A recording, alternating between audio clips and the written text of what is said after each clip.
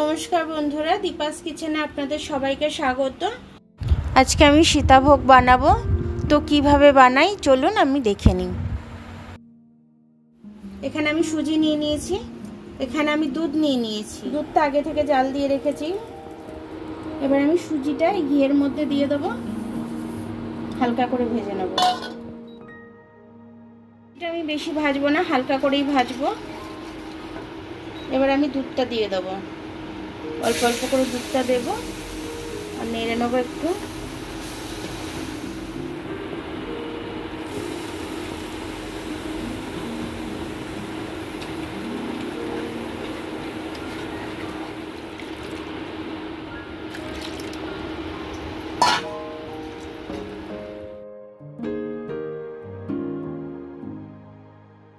স্বাদ অনুযায়ী একটু নুন দিয়ে দেবো।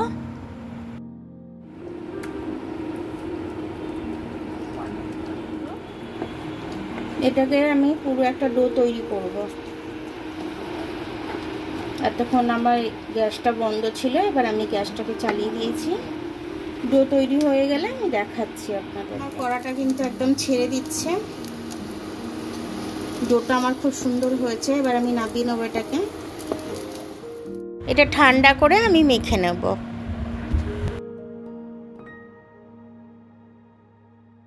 এটা 2-3 মিনিট মতো মেখে নেব আমি নরম করে একদম। তারপরে আমি 4টে লেচি বানিয়ে নেব। আমি 4টে লেচি করে নিয়েছি। এই 4টে লেচি দিয়ে আমি করব। এবারে আমি এখানে তেল গরম করতে দিয়েছি। এরকমই তেলটা গরম করতে দেবেন। যদি আপনারা আরও বেশি করতে চান তাহলে আর একটু তেলটা দেবেন আপনারা। আমি এটা গ্রেটার নিয়ে নিয়েছি। গ্রেটারের সাহায্যে দেখুন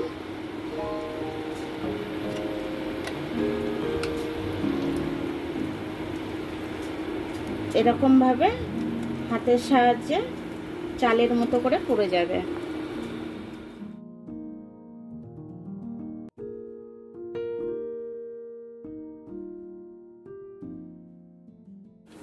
এটা লাল হতে দেওয়া যাবে না, এটা সাদাই থাকবে। সাদা অবস্থাতেই তুলে নিতে হবে এটা।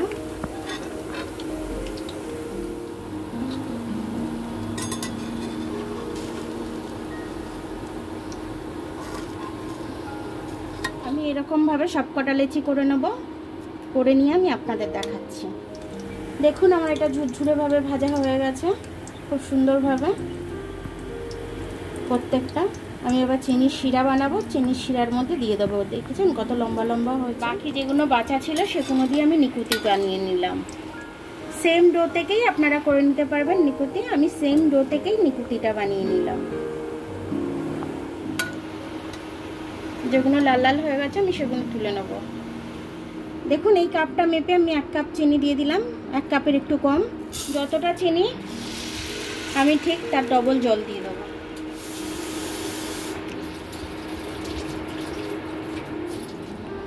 দেখুন আমার সীতাভোগটা হয়ে গেল ভাজা, আর নিকুতিগুলোও ভাজা হয়ে গেছে। এবার বাদ বাকি আমি শিরা বানাতে দিয়েছি। শিরাটা ঠান্ডা হলে আমি তারপরে এগুলো দেবো। আমি সীতাভোগটা নিকুতিটা দেবো। আমি একটু এলাচ ফাটিয়ে দিয়ে দিলাম গন্ধটা ভালো হওয়ার জন্য। আর একটু শিরাটা গাঢ় হোক। জাস্ট চিনিটা গলেছে, এখনো ভালো করে চিনিটা গলেনি। শিরাটা আমার ঠান্ডা হয়ে গেছে। ঠান্ডা শিরাতেই আমি দেব।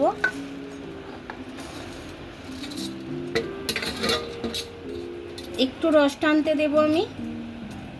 একটু রসটা টানুক, তারপরে আমি এটাকে তুলে নিচ্ছি। এবার আমি এটাকে তুলে নেব। রস যা খাওয়ার খেয়ে নিয়েছে, এবার আমি তুলে নিচ্ছি।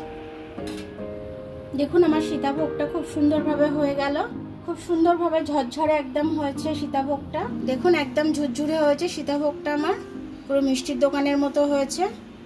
নিকুতিগুলোও খুব সুন্দর হয়েছে আমার। বাচ্চাদের তো খুব ভালোই লাগে এগুলো খেতে।